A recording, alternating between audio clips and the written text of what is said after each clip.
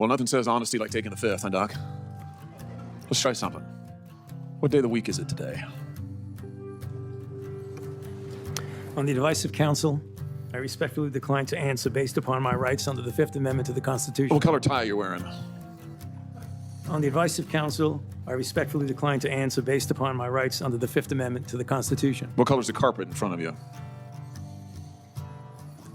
On the advice of counsel, I respectfully decline to answer based upon my rights under the Fifth Amendment to the Constitution. Let's just get one thing straight. You don't have any rights under the Fifth Amendment because you've been pardoned, as you very well know.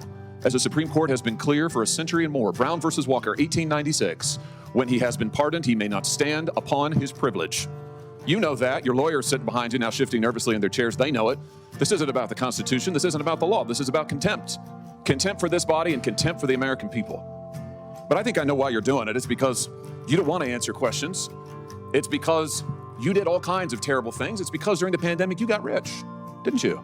You got rich while people were dying, hundreds of thousands of Americans, over 1 million in the end, and you were getting rich. And not only were you doing that, you were using federal employees with taxpayer money to apply for and solicit cash prizes for you personally. Cash prizes totaling over $1 million. You did all of that during the pandemic, didn't you? That's a question. On the advice of counsel, I respectfully decline to answer based upon my rights under the Fifth Amendment to the Constitution. You remember Greg Folkers? Who was that? On the advice of counsel, I respectfully decline to answer based upon my rights under the Fifth Amendment to the Constitution. Your chief of staff is the answer. Do you remember Patricia Conrad? Who was that? On the advice of counsel, I respectfully decline to answer based upon my rights under the Fifth Amendment to the Constitution. She was your personal assistant. And what were these individuals doing in the depth of the pandemic in November of 2020 when millions of Americans were suffering from COVID? What were they doing? I tell you what they're doing. Folkers was on your behalf soliciting and gathering information for a cash award. Let's look at it. We've got his email right here, right over my shoulder. Folkers says, I'm working on this nomination for the Dan David Award for Fauci. We need to beef up the COVID part. Do you have language in the can that you could share that delineates how we responded in new ways to COVID? He sends this to multiple federal employees. What was the Dan David Award? Do you remember, Doc? On the advice of counsel, I respectfully decline to answer based upon my rights under the Fifth Amendment to the Constitution. It was a $900,000 cash award. $900,000 cash award.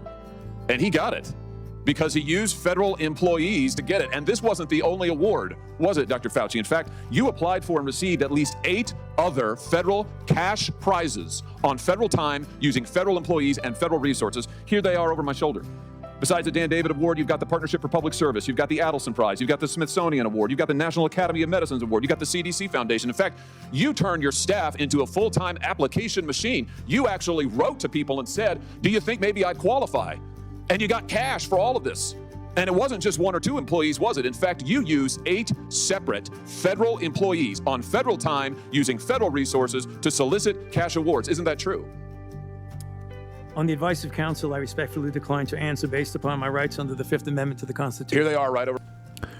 Post-pandemic vaccine therapy journey, when every heartbeat sounded like a countdown.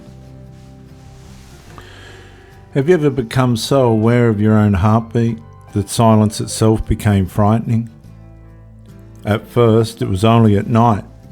Your head touched the pillow, then you heard it, one beat, then another. Steadily, ordinary, yet impossible to ignore. Soon you stopped listening to music, stopped enjoying quiet mornings, stopped sitting still, because every quiet moment became another opportunity to count. The numbers quietly took control. 72, 81, 93, you checked again, then again. Every pause between beats felt too long. Every faster rhythm felt like a warning. Your pulse no longer measured life, it measured fear. You found yourself placing 2 fingers against your wrist before answering the phone, before driving, before climbing stairs, before trying to sleep. Ordinary moments became medical rituals. You searched for reassurance. A normal reading offered relief. A few minutes, you felt some kind of calm. Then another sensation arrived. Another question, another countdown. Your mind stopped asking whether something was wrong. It began assuming something had simply not revealed itself yet. The clock beside your bed became unbearable. Every second sounded like another heartbeat. Every heartbeat sounded like another second disappearing forever. And then one night, you realised the room was completely silent. No ticking clock, no traffic outside, no wind. Yet the heartbeat continued, slow, heavy, unmistakable. Not in your chest, somewhere inside the darkness itself. You held your breath, the sound continued, closer, patient, waiting for you to count with it. You closed your eyes, not because you were tired, because you were no longer certain which heartbeat belonged to you. And the deepest terror began when your own heartbeat stopped sounding like proof you were alive and started sounding like something patiently counting down.